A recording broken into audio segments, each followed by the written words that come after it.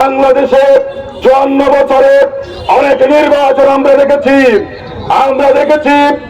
15ই ফেব্রুয়ারির নির্বাচন, আমরা দেখেছি মাগুরার নির্বাচন, আমরা দেখেছি 14, 18, 24 সালের প্রহসনের নির্বাচন।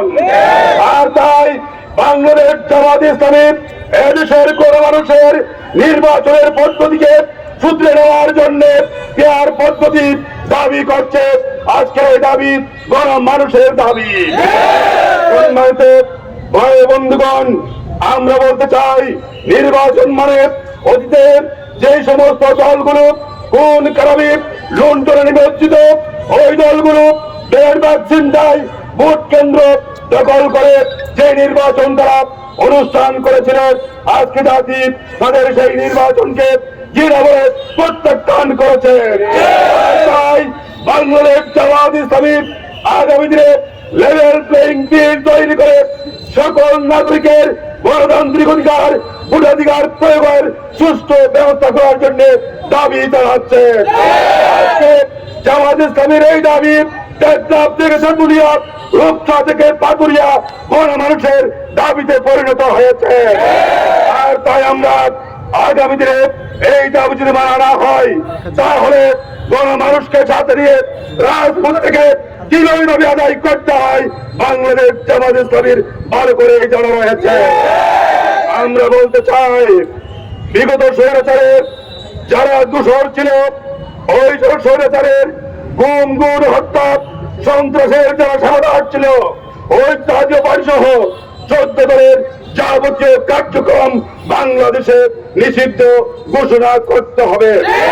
সম্মানিত ভাই বন্ধুগণ, আমরা রাজপথে আন্দোলন করে বেড়ে ওঠা সংগঠন বাংলাদেশ জামাত ইসলামী জাতির গুরুত্বপূর্ণ সময়ে জাতির সন্ধিক করে বাংলাদেশ জামাত ইসলামী এই দেশের মানুষের জন্য ত্রাণকর্তা হিসেবে আবির্ভূত হয়েছে।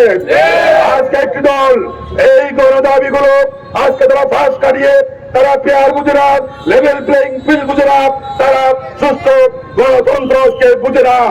আমরা দেখেছি 1991 সালে তারা কেয়ারটেকার সরকারে বুঝে নাই, কিন্তু এদেশের গণমানুষ তাদেরকে কেয়ারটেকার সরকার দিতে বাধ্য করেছিল। আজকে আমরা বলতে চাই, যে দল পেয়ার বুঝে না বাংলাদেশে তাদের রাজনীতি করারও অধিকার রাখে না। আজকে বিশ্বের উন্নততর 90টি দেশে পেয়ার পদ্ধতি চালু রয়েছে। এই পদ্ধতি যদি চালু হয়, তাহলে আর কোন ফ্যাসিস্টের আবির্ভাব হবে না, আর কোন চাঁদাবাজের আবির্ভাব হবে না। তাই প্রিয় ভাই বন্ধুগণ, আগামী দিনে এই জাতিকে মুক্ত করার জন্য, এই জাতিকে একটি সুস্থ গণতান্ত্রিক পরিবেশ দেওয়ার জন্য, এই জাতিকে একটি নিয়মতান্ত্রিক আন্দোলনের মধ্য দিয়ে এই দাবিগুলো আমরা রাজপথে আদায় করবো ইনশাআল্লাহ।